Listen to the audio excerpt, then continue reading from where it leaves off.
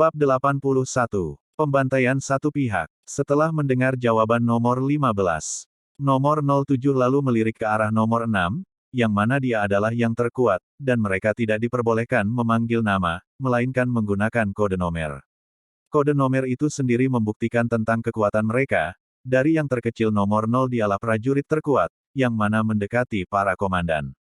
Ayo kita ke sana, aku merasakan ada orang yang kuat di sana. Jika kita tidak bisa melawannya kita akan langsung lari, tapi jika tidak bisa lari, maka langsung kirim informasi tentang orang ini kepada ketua. Nomor 06 langsung memberitahukan apa yang ia rasakan kepada nomor 07, yang mana membuat nomor 07 mengernyitkan alisnya. Karena ia tidak dapat merasakan kekuatan orang yang dimaksud oleh nomor 06. Ayo cepat, kita buktikan. Apakah ucapanmu ini benar nomor 06? Bukannya nomor 07 tidak percaya, namun ia merasa nomor 06 terlalu melebih-lebihkan. Xiao Chu kini sedang menatap pangeran pertama dengan amarah yang memuncak. Di mana Xiao Litan? Teriak Xiao Chu. Pangeran pertama dan para pangeran lainnya tertawa, lalu pangeran pertama menyeringai. Ia berkata, apa kau sudah mencuci lehermu ayahanda? Kau, amarah Xiao Chu yang dari tadi ia coba tahan, kini sudah tak terbendung lagi. Saat akan menyerang pangeran pertama, Chen Tian datang yang dari tadi hanya menonton.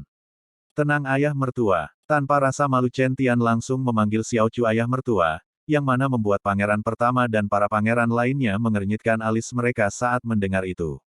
Setelah Chen Tian datang, mencoba untuk menenangkan Xiao Chu. Barulah nomor 15 datang, ia sebenarnya sampai lebih dulu, tapi ia bersembunyi lebih dulu, karena merasa dua orang di belakang Xiao Chu cukup berbahaya, satu ia tahu tingkat kultivasinya, dan yang satunya, ia tidak bisa mendeteksinya. Hal itu membuatnya menonton dari jauh. Hati-hati pemuda itu jauh lebih kuat dari ayahmu itu. Dengan cepat nomor 15 memberitahu pangeran pertama. Pangeran pertama atau biasa disebut Xiaosha itu tertegun saat mendengar apa yang diucapkan oleh orang berjubah hitam di sampingnya. Begitupun yang lainnya. Mereka lalu melihat ke arah Chen Tian dengan seksama, namun tidak ada hal yang istimewa dari Chen Tian menurut mereka. Saat pangeran pertama dan yang lain Jia mencoba melihat kekuatan Chen Tian, tiba-tiba mereka mendengar sebuah suara.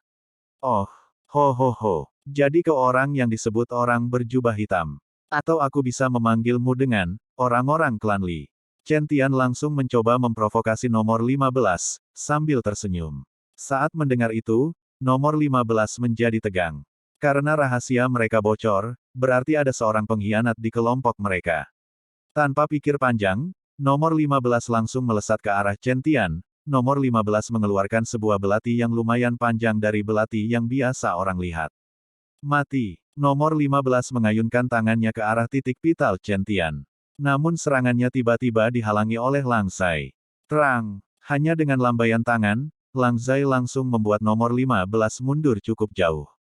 Sangat kuat. Gumam nomor 15, ia lalu melirik ke arah Lang Zai. Siapa kalian sebenarnya? Nomor 15 langsung bertanya. Oh, setelah menyerang orang yang lebih lemah, kini kau baru bertanya setelah tahu bahwa aku lebih kuat darimu, ucap Lang Zai dengan sedikit menyeringai. Nomor 15 mendengus dingin, walau ia tahu jika Lang Zai jauh lebih kuat darinya. Tapi tidak ada jejak keraguan di matanya. Nomor 15 kini semakin waspada, ia kini harus mencoba bertahan selama mungkin, sebelum bantuan tiba. Lang Zai yang menyadari itu mendengus, bunuh semua yang kalian mampu. Aku yang akan melawan orang-orang berjubah hitam ini. Lang Zai langsung memberikan instruksi kepada Chen Tian dan Xiao Chu. Chen Tian langsung menyeringai ke arah pangeran pertama dan yang lainnya. Aura yang dari tadi ia tahan kini langsung menyebar, begitupun Xiao Chu. Mereka langsung melesat ke arah pangeran pertama dan yang lainnya. Sedangkan nomor 15 hanya diam saja, karena mereka hanyalah sebuah pion untuk mereka. Petik 2. Kau adalah sumber penghinatnya? Jadi kau yang pertama mati, ucap Chen Tian langsung berteriak mengayunkan pukulan yang terlihat sederhana namun mematikan. Jurus kedua naga penghancur. Melihat pukulan Chen Tian yang sangat cepat, karena tidak bisa menghindar. Pangeran pertama langsung menyilang tangannya untuk menahan pukulan tersebut. Bucek. Duar. Pangeran pertama atau Xiaosha terlempar cukup jauh dan menabrak beberapa rumah dan berhenti pada rumah keempat. Huecek. Darah terus keluar dari mulut Xiaosha. Kondisinya sangat parah. Ia mencoba untuk berdiri tapi tidak bisa. Hoho, ternyata kau masih hidup, kau lumayan juga bisa bertahan, ucap Chen Tian yang baru saja sampai ke tempat Xiao Sa terlempar. Bertobatlah di kehidupan berikutnya. Chen Tian langsung menganyunkan tangannya santai ke arah tubuh Xiao Sa yang terlihat ingin mengatakan sesuatu. Namun tubuhnya langsung hancur. Duar. Suara pukulan Chen Tian terdengar cukup keras saat mengenai Xiao Sa hingga menjadi daging cincang. Setelah membunuh Xiao Sa, Chen Tian langsung melesat ke arah Xiao Chu yang kini sedang dikepung oleh para pangeran dan jenderal. Dengan cepat Chen Tian menyerang ke arah orang yang berkumpulan. Mati. Chen Tian mengayunkan tangannya lagi, namun tidak menggunakan jurusnya. Duar. Beberapa orang yang tidak bisa menghindar langsung mati di tempat, ada juga yang dalam kondisi kritis. Xiao Chu yang berada di tengah-tengah orang yang mengepungnya tadi beruntung bisa menghindar. Xiao Chu menatap tajam ke arah Chen Tian, ia berniat ingin membantu atau membunuh. Hehe, nanti saja berdebatnya ayah mertua. Chen Tian langsung terkekeh setelah berucap. Pangeran kedua yang tadi bisa selamat bersama pangeran kelima kini kaki mereka bergetar keras, ia melihat ke arah pangeran ketiga yang sekarat dan beberapa jenderal.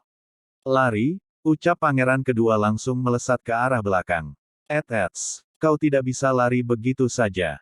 Chen Tian langsung menghadang pangeran kedua, lalu tangannya langsung memukul kepalanya hingga meledak. Tebuslah perbuatanmu dulu di akhirat, ucap Chen Tian dingin lalu melihat Xiao Chu yang membantai satu persatu dari mereka yang melarikan diri tanpa pandang itu putranya atau siapa. Tak mau ketinggalan Chen Tian melesat ke arah beberapa jenderal dan komandan yang lumayan cukup jauh melarikan diri, dan membantainya satu persatu. Sedangkan untuk Lang Zai, kini sedang bermain-main dengan nomor 15. Ia begini demi menunggu rekan-rekan nomor 15 agar lebih menantang menurutnya. Namun rekan-rekannya belum juga datang. Hei, kenapa kelompokmu belum datang? Aku cukup lelah menunggu, ucap Lang Zai. Setelah berucap Lang Zai langsung melesat ke arah nomor 15, yang terlihat lengah. Lang Zai langsung mengayunkan tangannya yang seperti cakar. Sriek. Tangan kiri nomor 15 langsung terputus yang mana membuat nomor 15 berteriak kesakitan sambil meneriaki Lang Zai. Achkek, kurang ajar. Kau ternyata pecundang, menyerang saat sedang lawan lengah. Bodoh, dalam pertarungan tidak ada yang adil, jawab Lang Zai sambil menyeringai lalu melesat lagi untuk memotong tangan kanan nomor 15. Sriek, Achkek, bangsat. Sebelum nomor 15 mengeluarkan kata-kata mutiaranya, Lang Zai langsung menyumpal mulutnya dan melumpuhkan kultivasinya. Lalu Lang Zai melihat ke arah Chen Tian dan Xiao Chu yang sedang membantai para pemberontak satu persatu. Ia lalu melihat ke arah satu utara, karena di sana juga terjadi pertarungan. Bab 82. Kematian adalah pengampunan terbaik. Sementara di sebelah utara, tepatnya dekat dengan kediaman pemimpin kota, kini sedang terjadi pertarungan. Bai Luan terlihat sedikit penuh luka di sekujur tubuhnya. Ia kini sedang kesal kepada Bai An. Bai An memberitahunya untuk jangan meremehkan lawan dan harus sungguh-sungguh dalam pertarungan, tapi malah sebaliknya. Gurunya itu sedang bermain-main melawan nomor 06. Itulah yang membuatnya kesal, di mana ia kini sedang terpojok, gurunya malah asik menikmati pertarungannya. Guru, aku sudah sebisa mungkin melawan orang ini. Tapi tetap saja aku tidak bisa menang melawan orang yang 2 tingkat penuh dari tingkatanku. Teriak Bai Luan, meminta pertolongan kepada Bai An. Jangan suka mengalihkan pandanganmu saat kau bertarung. Nomor 07 langsung menyerang Bai Luan dengan kesal karena merasa diremehkan. Usyah. Nomor 07 langsung berada di sebelah kanan Bai Luan dan mengayunkan pedangnya dengan kekuatan penuh, berharap Bai Luan langsung mati. Bai Luan yang diserang secara tiba-tiba, langsung menyilangkan pedangnya untuk menahan tebasan yang mengarah ke lehernya. Ia refleks menangkis secara asal karena instingnya cukup peka. Terang, duar, huek. Bai Luan yang terlempar cukup jauh langsung mendarat setelah menabrak tembok ketujuh dan memuntahkan seteguk darah. Sangat kuat, telat sedikit aku pasti akan mati, gumam Bai Luan. Di sisi Bai An berada, ia melihat muridnya yang sudah tidak bisa bertahan melawan nomor 07, kini mulai serius. Ia tadi sengaja membiarkan Bai Luan berjuang keras seorang diri tanpa bantuan. Agar ia dapat mengalami pertarungan hidup dan mati. Bai Luan melirik ke arah nomor 06 yang penuh luka, tatapan Bai An sangat tajam saat melihat nomor 06. Karena apa yang ia pikirkan kini terjadi juga. Kau mengirim pesan kepada ketuamu, tentang keberadaan kami. Itu sudah terlambat. Karena suatu hari nanti, kami sendiri yang akan berkunjung ke markas kelompokmu dan membunuh mereka semua, dimulai darimu. Setelah mengatakan itu, Bai An langsung melesat dengan sangat cepat. Nomor 06 bahkan tidak bisa melihat gerakan Bai An, sampai kepalanya terputus dan menggelinding layaknya bola. Setelah membunuh nomor 06, Bai An melirik ke arah nomor 07 yang langsung kabur setelah melihat Bai An membunuh nomor 07 tadi dengan begitu mudahnya. Ingin kabur. Mimpi. Bai An langsung melesat dengan kecepatan 2 kali lipat dari yang tadi dan kini muncul di depan nomor 07 dengan menyeringai kecil.